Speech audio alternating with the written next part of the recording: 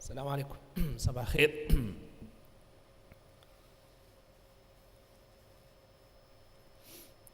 اسمحوا لي هعمل برزنتيشن باللغة الإنجليزية.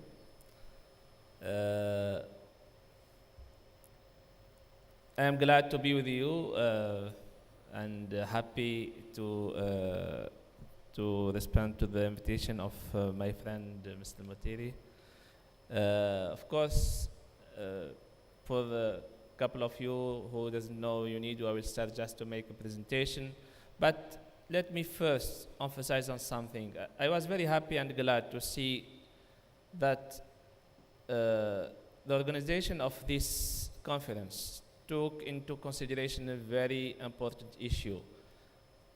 Seeing the subject of the conference, we had maybe the perception that we will talk only about accreditation, but I think it was very cleverly thought that we cannot understand the issue of accreditation without understanding the issues related to the accreditation for the entire economy, and that's why we saw yesterday a lot of presentation related to the development strategies for the Gulf countries, but as well to the quality infrastructure philosophy as well. And I liked yesterday the intervention of Mohandas al-Mutiri when he said it's a culture of life. Quality is culture of life, and that's what I will try to explain for UNIDO, how we moved from a very focused intervention in quality infrastructure to expand the philosophy of implementing such approaches in our member states. So very quickly, you know that UNIDO is part of the UN system. Of course, we work directly on the SDGs with a very focus on the SDG 9, which is related to industry, innovation, and infrastructure. UNIDO was created in 1966. So more than 50 years of experience. Our focus mandate is to secure an inclusive and sustainable industrial development for our member states. We are dealing with around 500 million projects per year. So as I said, we have 168 member states. We are covering 156 countries in the world with around 50 representations in the field.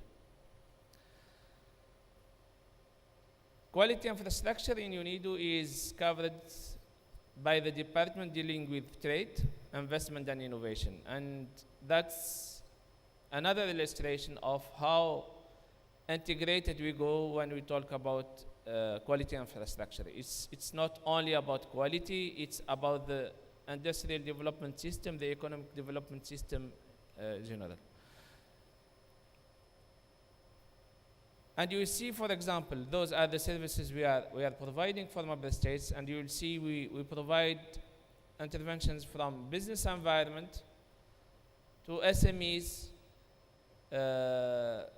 investment promotion, innovation, quality infrastructure, and trade facilitation. And we think in UNIDO that all those topics are highly integrated. We cannot make and secure quality infrastructure, effective quality infrastructure system if we don't have an effective system to improve the business in a specific country. And I am very delighted to be currently in discussions with several Gulf countries like Kuwait, like Saudi Arabia, and we are dealing with all those different topics from different perspectives.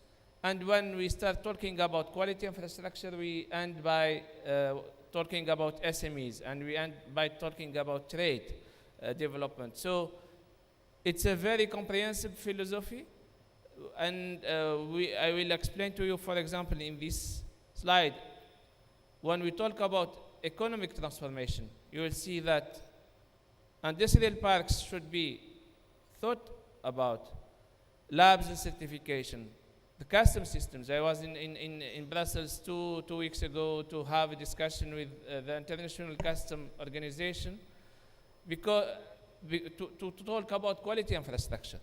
So every operator in the value chain has his role and has directly or indirectly something to do and something to say about quality infrastructure.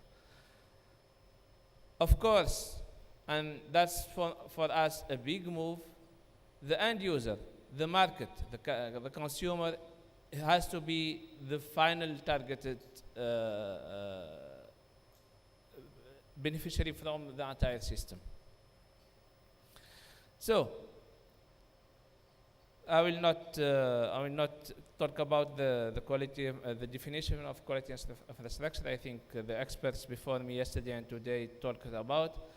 But let's see why we should invest in quality infrastructure. For example, if we talk about standards which govern and guide ease of trade, suppliers are challenged to show proof of conformity.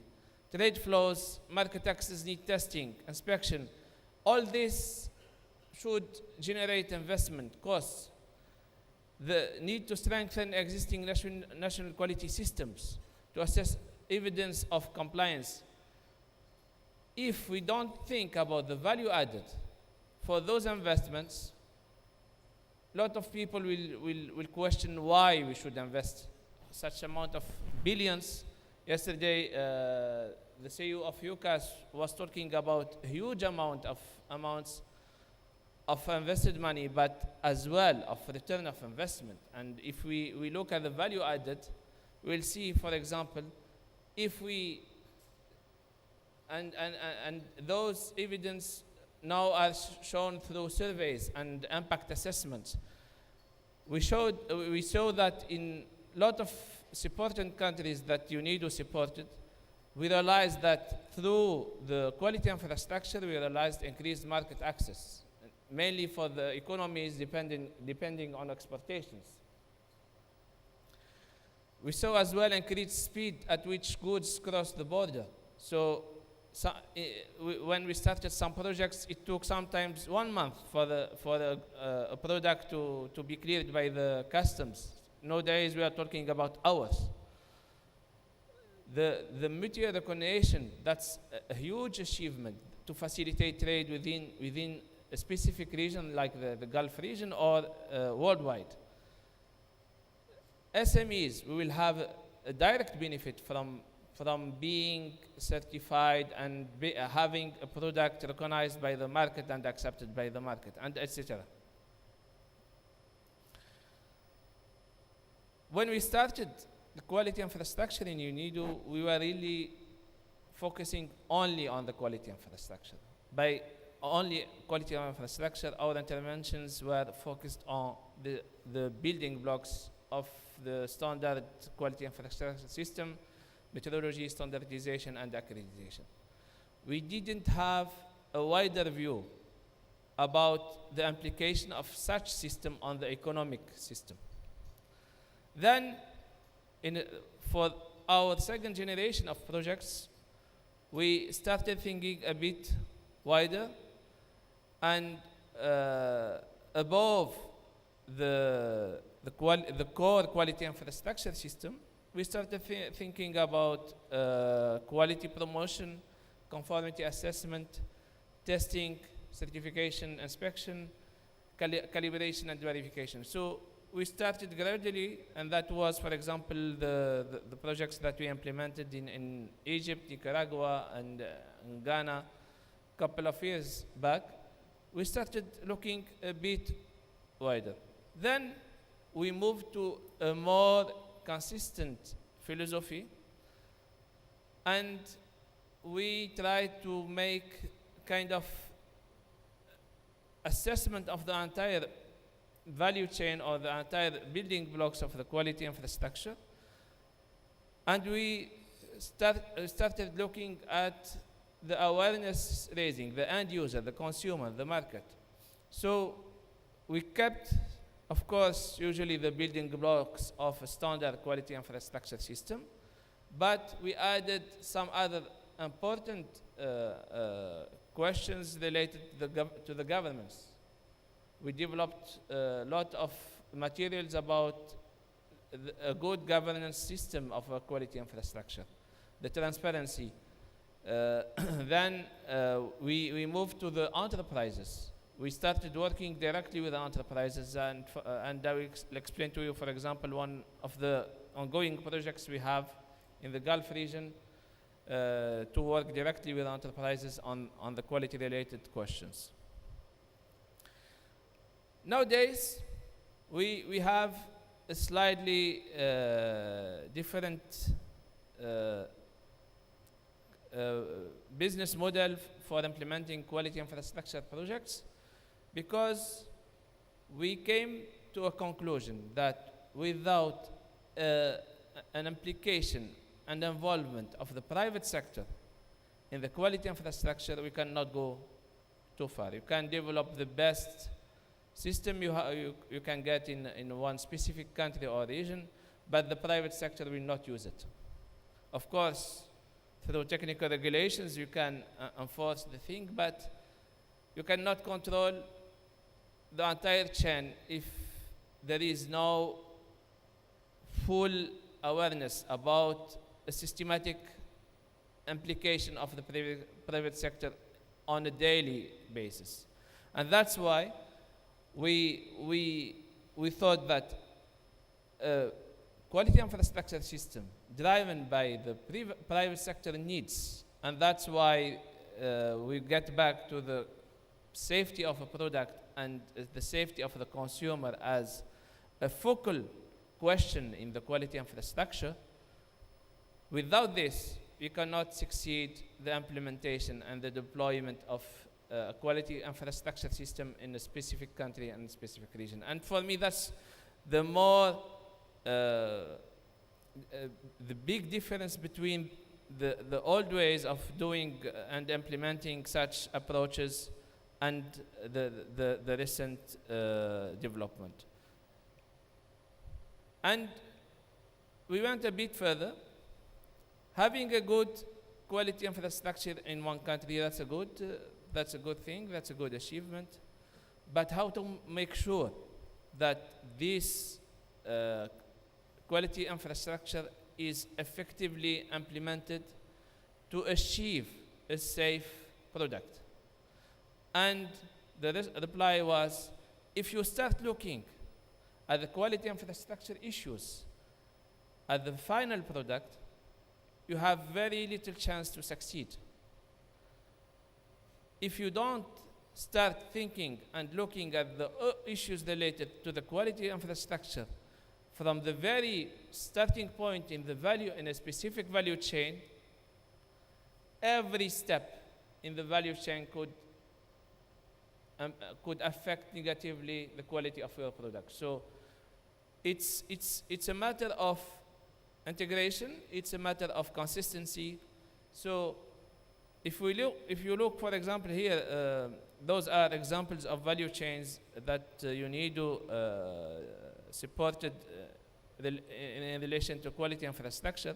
But if we take the example, for example, of a dairy value chain, I think the dairy product is something that that is needed for almost all the countries around the world. So, starting from the very primary production steps to the end market, you will finish by questions related to quality infrastructure through the entire value chain. So, if we look, for example, at the transportation, the container you are using to transport the product could have issues related to quality. The packaging, milk production. So it's an issue of, as I said, consistency, and any any step in the value chain could affect your final product. So, and along the entire value chain, we will see issues related, for example, related to technical regulations. Some products have as well private standards. If you don't, as a supplier, if you don't comply with those private standards, you cannot provide your product to a specific producer. Of course, inspection is involved as well. So, for any specific value chain, the entire quality infrastructure, or at least a big part of the quality infrastructure, should be applied. And that's now the new philosophy for UNIDO, is to look for the entire value chain. Very quickly, some statistics. For the 5 last years, we implemented around 150 million euro projects for our member states in topics related to quality infrastructure. We supported 600 labs around the world and 2,000 companies around the world in the areas of quality. As I said, I am supporting a survey currently for the region, for the GCC, within initiative funded by the Islamic Development Bank, to understand the perception of the market about the quality infrastructure. And we are looking not only for the consumer, but for all institutions related to quality, universities, consumers, industries. So we are trying to understand. I saw with big interest the survey you realized in Bahrain, and one of the statistics, for example, is 40% of the people doesn't know the implication of the standard. So this is an important issue for the region that should be addressed very, very quickly to improve the perception of the end consumer about the importance of quality infrastructure. So this survey will help us to identify some actions to be able to support the region in increasing the awareness about quality infrastructure. A second activity that we are going to implement as well is to initiate pilot interventions at the level of SMEs. We are going to make assessments on the implementation of quality policies in some countries. So we will select 1 or 2 companies by country for the 6 countries. And based on the assessment we are going to do, we will go to the implementation of some action plans as a pilot, to be able to come up with a more comprehensive action plan on how to support SMEs in the sub-region, in the GCC region, to support SMEs. So those are some examples of interventions we have in the region.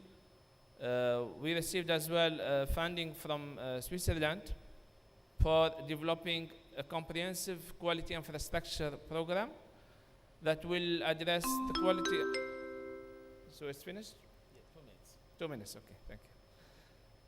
So this program will address the entire building blocks of quality infrastructure, and we will select pilot countries around the world: Colombia, Peru, Ghana, South Africa, Indonesia, Ukraine, Kyrgyzstan, and Vietnam, to pilot this program.